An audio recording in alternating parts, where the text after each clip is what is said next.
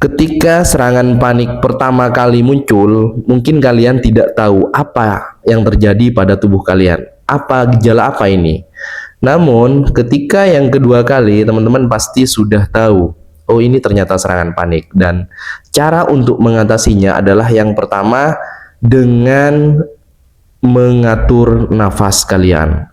Ketika pertama kali muncul serangan panik, kalian harus mengatur nafas kalian dengan menarik nafas sedalam mungkin, kemudian keluarkan dengan pelan-pelan. Sehebat apapun serangan panik, kalian sudah melakukan sebuah hacking terhadap detak jantung kalian yang membuat serangan panik itu menurun intensitasnya, teman-teman. Hanya dengan mengatur pola nafas seperti itu. Ingat, dimanapun sehebat apapun serangan panik, ketika kalian sudah hack nafas kalian, maka jantung yang berdebar hebat itu, perasaan yang tidak karuan itu akan menurun intensitasnya, teman-teman. Itu yang biasanya pertama kali aku lakukan. Dan yang kedua, setelah berhasil dengan olah nafas, kemudian masih muncul lagi serangan panik, kemudian yang pertama kali aku lakukan adalah menyadarinya, teman-teman. Aku menarik semua titik fokus aku terhadap sensasi itu, aku sadar, aku hadir di momen itu, kemudian aku merasakan setiap sensasinya, dan aku sadari bahwa itu hanyalah serangan panik.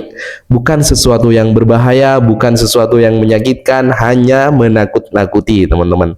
Jadi, ketika kalian sudah sadar bahwa itu adalah serangan panik, ketika fokus kalian tarik pada momen saat itu, maka kalian sudah memenangkan pertempuran selangkah lebih awal, teman-teman. Nah, itu.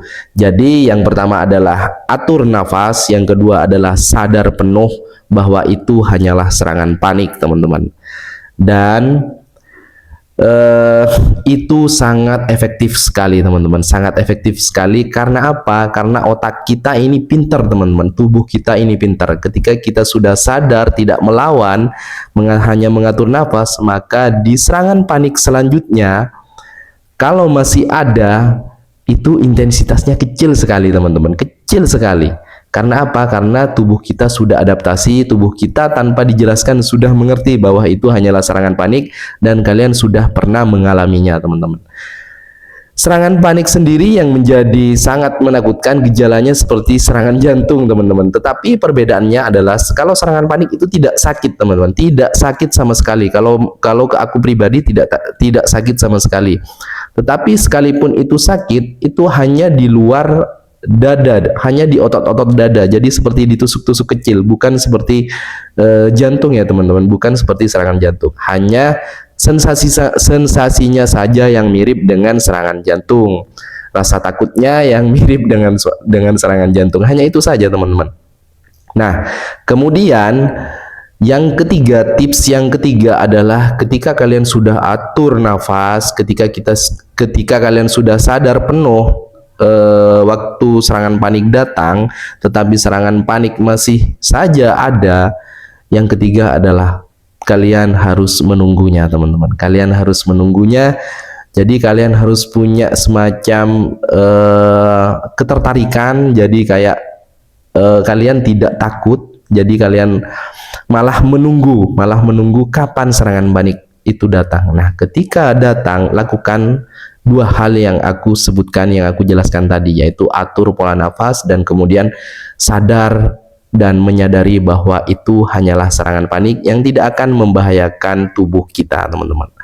Itu 3 tips yang bisa aku berikan untuk kalian. Yang pertama, atur pola nafas, yang kedua adalah sadar penuh, dan yang ketiga adalah tunggu dan hadapi, teman-teman.